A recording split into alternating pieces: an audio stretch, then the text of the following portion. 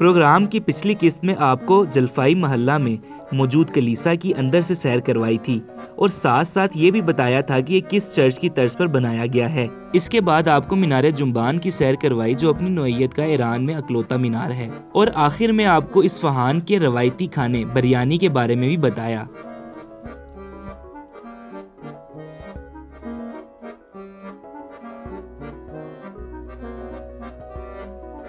हमारा अगला मकसद चहेल सतून पैलेस है जो अब म्यूजियम में तब्दील हो चुका है। चहेल सतून यानी 40 सतून ये इस्फहान की सबसे ज़्यादा देखी जाने वाली इमारत है जहां टूरिस्ट बहुत ज़्यादा आते हैं। खूबसूरत बाग में और दरख्तों के दरमियान घिरा ये महल अतराफ के दरख्तों की खूबसूरती में भी इजाफा कर देता है।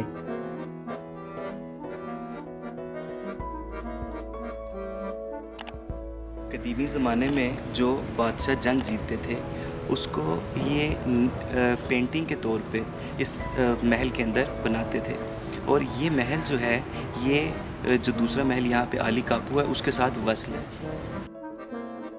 बाग़े चहेल सतून के दरमियान में शाह अब्बास ने सकाफती मरकज़ बनवाया जिसके अतराफ में बहुत से छोटे कमरे मौजूद थे। ये बाग ज्यादातर बादशाह के मेहमानों की पजीराई के लिए इस्तेमाल किया जाता था। मरकजी हाल में गैर मुल्की मेहमानों की पजीराई की जाती थी। इस हाल में मुख्तलिफ अदवार की पेंटिंग बनी हुई हैं जिनमें से ज्यादातर ज़माने काजार में पेंट की गई थी, जिसमें शाह अब्बास अव्वल और दोवुम के तमास्प तुर्किस्तान और हुमायूं बादशाह की पजीराई और शाह इस्माइल अव्वल की उज़्बकों के साथ जंग दिखाई गई है।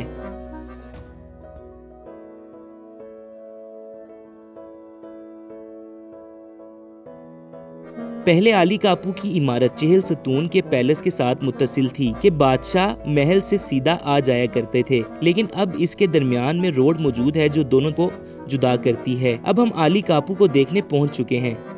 आली कापू दो कलमों का मुरक्कब है, आली और कापू, जिसका मतलब ऊंची इमारत या बुलंद दरगाह है। ये ऊंची इमारत समाक के पत्थर से बनाई गई है जिसमें तंग सीढ़ियों और ऊंची दीवारों से होते हुए ऊपर की मंजिल पर पहुंचते हैं। आली कापू की 6 मंजिलें हैं और ऊंचाई 47 मीटर है। ग्राउंड फ्लोर पर 2 हॉल मौजूद हैं। सफ़वी दौर में हुकूमती अमूर से वाबस्ता थे। आली कापू का शुमार दुनिया की खूबसूरत आसार कदीमा में होता है। इसके अलावा यहाँ पर दौरे सफ़ी के मशहूर आर्टिस्ट रज़ा अब्बास का मिनिएचर भी मौजूद है और आखिरी तबके में म्यूजिक रूम और वोकल रूम भी बहुत मारूफ हैं।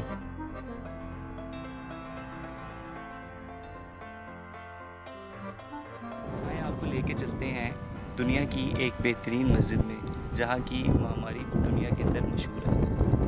मस्जिद इमाम इस्फहान दौरान सफ़ी का एक अजीमुशान शाहकार है जिसका पहले नाम मस्जिद शाह या मस्जिद सुल्तानी था। इसकी तामीर, स्ट्रक्चर, काशीकारी और लकड़ी के काम के हवाले से 16वीं सदी का एक आला नमूना है। रवायात, नज़रियात, मजहबी रसूमात, अशार, ताज़ीनो आराइश के उम्दा तरीके और खूबसूरती ने इस मस्जिद को दुनिया की दीदा ज़ेब इमारतों में से एक बना दिया है।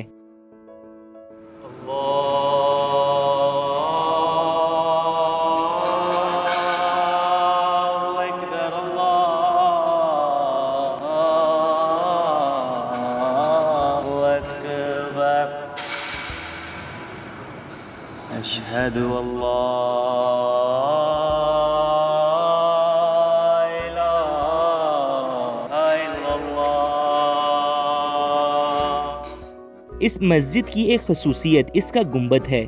400 साल पहले ये गुंबद इस तरह से बनाया गया कि इसके मरकज और इस मरकज के नजदीक की कम आवाजें भी शिद्दत के साथ तमाम अतराफ में मुनअकस हो जाती हैं। ये साइंस उस जमाने में स्पीकर की जगह काम करती थी जिसमें अजान और खुतबात शामिल होते थे, और ये शाहकार उस जमाने के लोगों की इल्म हुनर की जिंदा मिसाल है जिन्होंने रियाजी और फिजिक्स के असूलों को इस्तेमाल करते हुए ये काम सरअंजाम दिया।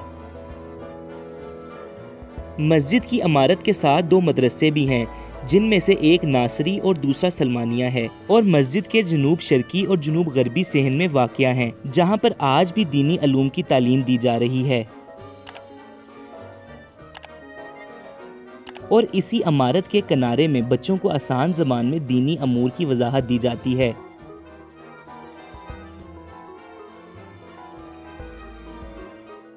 जैसा कि आपको याद है कि आपको काशान में मैंने बताया था कि मस्जिदों के अंदर बहुत ज़्यादा फिरोज़े का काम किया जाता है।